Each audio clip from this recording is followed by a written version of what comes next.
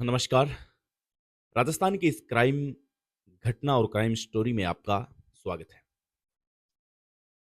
28 दिसंबर का वो दिन था जब लगभग ये मान चुके थे रजनी के घर वाले कि अब उसकी बेटी है वो विधवा हो चुकी है। क्या कहानी थी और कैसे ये क्या हुआ आपको बताते हैं। रजनी को अचानक सपना आता है।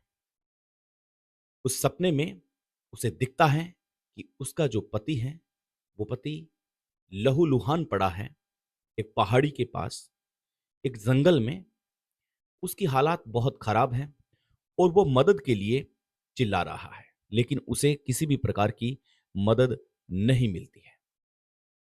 रजनी जब ये सपना देखती है तो रविकांत रविकांत करते हुए वो चिल्लाती है कि रविकांत रविकांत तुम कहाँ हो। जब उनके परिजन उनके पास आते हैं, उसके ससुराल वाले पास आते हैं तो कहते हैं कि क्या बात हुई। रजनी कहती है कि मैंने रविकांत को मेरे सपने में देखा है और वो सपने में मुझसे मदद मांग रहा है। लहूलुहान पड़ा है और 50 फीट खाई है पास में दिखाई दे रही है और इस पहाड़ी के पास मुझे दिखा है। घर वाले पहले से ही परेशान थे क्योंकि कुछ समय से रविकांत लापता चल रहा था। रविकांत की गुमशुदगी की रिपोर्ट थाने में दर्ज थी, लेकिन अब हाथ पांव फूल चुके थे परिजनों के कि रजनी का इस प्रकार से सपना आना और रजनी बेतहाश रो रही थी। इतना अपने आप को जबरदस्त तरीके से संभालने की कोशिश भी कर रहे थे परिवार वाले कि ये बात किसी को पता न चले, क्योंकि उनका बेटा लापता है और माहौल बिगड़ेगा, लोग पास में आ जाएंगे तो क्या होगा। प्रियन इस बात से डर रहे थे, लेकिन रजनी यहां पर रुकने का नाम नहीं ले रही थी। रजनी लगातार रोई जा रही थी। परिवार वालों ने कहा कि चलिए कहां पर आपको दिखाई दिया है, हम वहां चलते हैं। रजनी फट से राजी हो जाती है, उनके साथ में बैठती है और ठीक उसी जगह ले जाती है जिस जगह का उसे सपना आया हुआ था।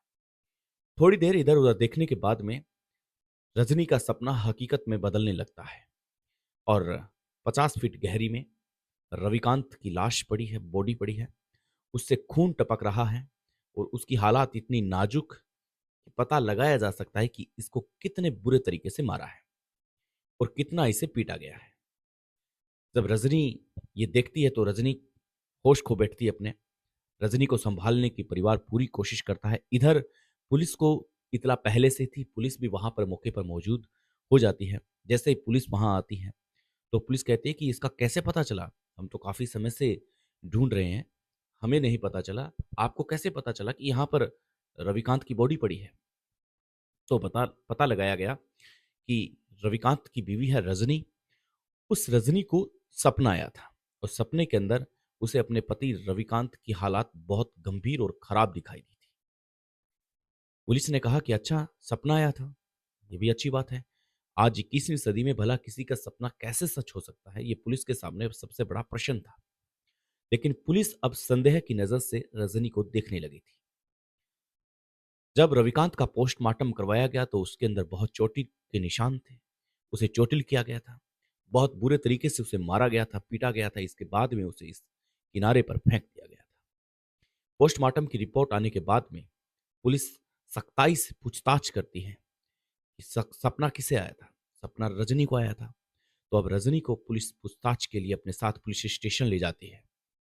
वहां पर थोड़े दो चार प्रश्न कड़े किए जाते हैं तो रजनी यहाँ पर सच्चाई बोलती है और वो सच्चाई सुनकर के सभी हाथ पांव फूल गए थे, सभी के रोंगटे खड़े हो गए थे। पुलिस वाले भी सोचने लग गए थे कि आखिर ऐसा कैसे हो सकता है।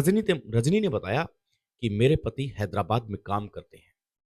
एक दिन मुझे पीछे से कहीं जाना था, मैंने एक ऑटो रिक्शा किराए पे किया। जब मैं वहां पहुंची, 3 से 4 किलोमीटर का सफर था, तो मेरी मुलाकात ऑटो चालक शाहरुख से होती है और उस 3-4 किलोमीटर के सफर में शाहरुख से मुझे मोहब्बत हो जाती है, प्यार हो जाता है और हम इतना एक दूसरे से मिल जाते हैं कि एक दूसरे के नंबर भी हम एक्सचेंज कर लेते हैं। हमारा दोस्ताना बात करना सब चलता रहता है।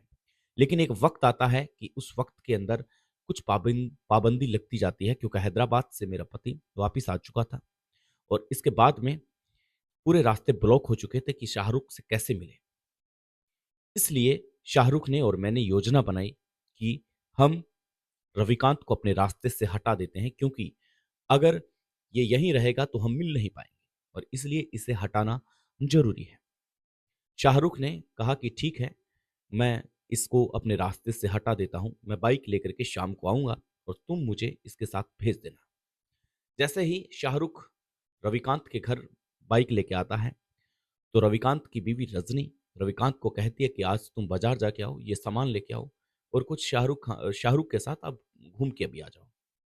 रविकांत शाहरुख के साथ चल पड़ता है। पहले तो शाहरुख रविकांत को खूब सारी दारू पिलाता है।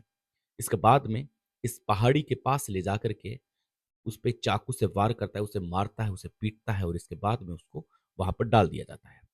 ये पूर्व प्लानिंग थी।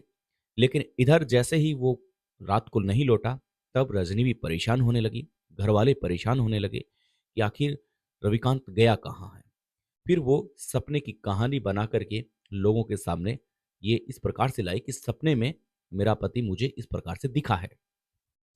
शाहरुख का जब पुलिस ने सख्ताई से पूछताछ किया गया और शाहरुख का जब मेडिकल टेस्ट किया गया, तब पता चला कि ये आपस में फिजिकल रिलेशन भी बनाते हैं।